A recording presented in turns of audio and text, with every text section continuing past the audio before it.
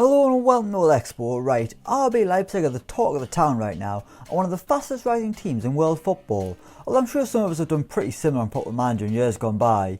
Grimsby Town in the Champions League, complete it mate. But the German franchise have had a meteoric rise, only becoming a thing in 2009.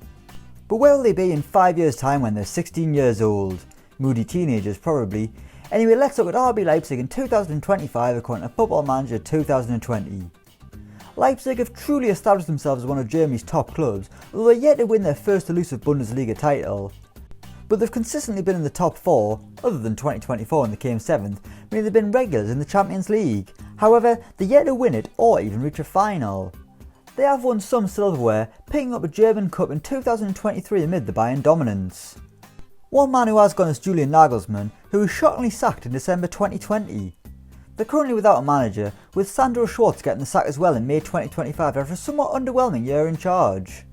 Well, according to the board anyway.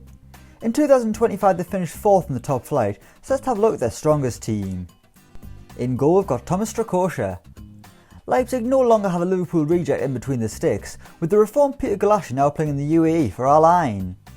In his place is Thomas Strakosha, who arrived for a surprisingly small £15 million from Lazio in 2021. But the goalkeeper is on the up and just enjoyed his best season for the Red Bull outfit, clearly energised by the 98 grand a week he's on. Right back was Lucas Klostermann.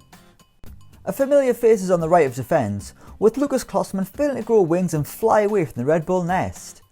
But the German defenders hardly set the world alight at Leipzig, never getting a season higher than 6.83, which isn't very good for my money. He could be on the move this summer, with Borussia Mönchengladbach eyeing him up.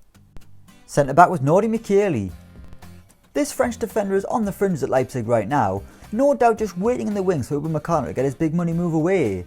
That's what happened on FM20, he's at Liverpool. But Micheli has grown at the simulation and has gone on to become more and more influential, just enjoying his best ever season with the club. Still only 27, he's got his best years ahead of him, and it's clear that Leipzig want to keep a hold of him, with a contract until 2029 and a whopping 170 grand a week. Next up is Armel Bella Kotschap. Micheli's got a youthful partner at the back and a German youngster I don't really know anything about. But Bella Kotschap, that's a wonderful name, joined Leipzig from Bochum for just £10.5 million in 2022 and like Micheli has just enjoyed his best season with the club. He's clearly a huge talent, he's already on 115 grand a week and valued at 38.5 million. All this for a lad whose name is reminiscent of Mr Burns trying to say ketchup. Left back was Alphonso Davies. We've got a monster down the left, and the man who absolutely ruined Nelson Semedo's life on Friday night. He sent him for so many hot dogs you'd think he was at a barbecue. But Davies is no longer at Munich on Footy Manager, instead lining up for Leipzig. He's still a left back, which is surprising, but what's even more surprising is his ratings. He's never been amazing for Leipzig, which is surely what he's going to become in the coming years. I mean, he's unreal down the left already for Bayern, and he's only going to get better. Either this is a dodgy simulation, or he's just going to be one for Football Manager 2021. Centre mid was Suat Serdar. We've got another new signing and the most expensive so far. Suat Serdar was also a domestic signing, but one that cost £24 million from Schalke. His goals and assist tally have been decent, but his overall rating suggests that maybe he's an inconsistent player in the middle of the park. One of Leipzig's usual centre midfielders, Kevin Campbell, is long gone, and clearly not done much in this game when you look at the figures he was transferred for. He's now at Luzern, which is where Cesaro comes from. That's literally all I know about it. He was alongside Tyler Adams.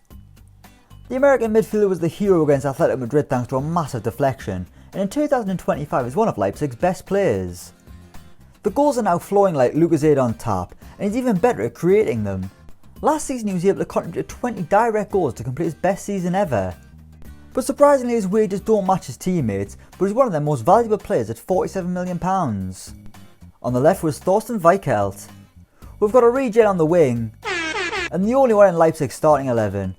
He cost decent money too, arriving from Bayer Leverkusen for £24 million. The 19-year-old is doing brilliantly in a white shirt, flying down the wing for Red Bull. He's taken the place of Marcel Sabitzer, who is now playing his trade in the Netherlands for Ajax. Attacking midfield was Dani Olmo.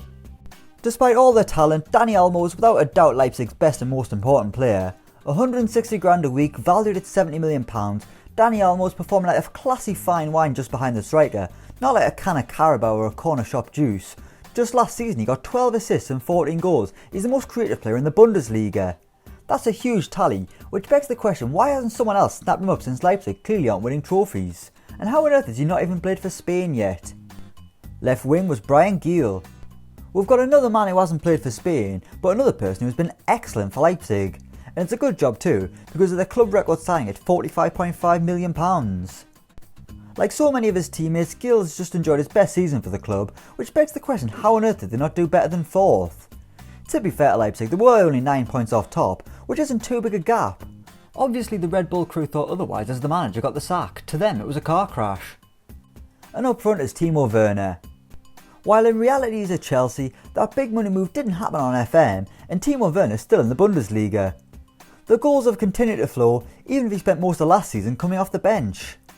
That's because Leipzig also have Karim Adeyemi, a £43 million striker who also knows where the back of the net is, even if he wears the number 6 on his back.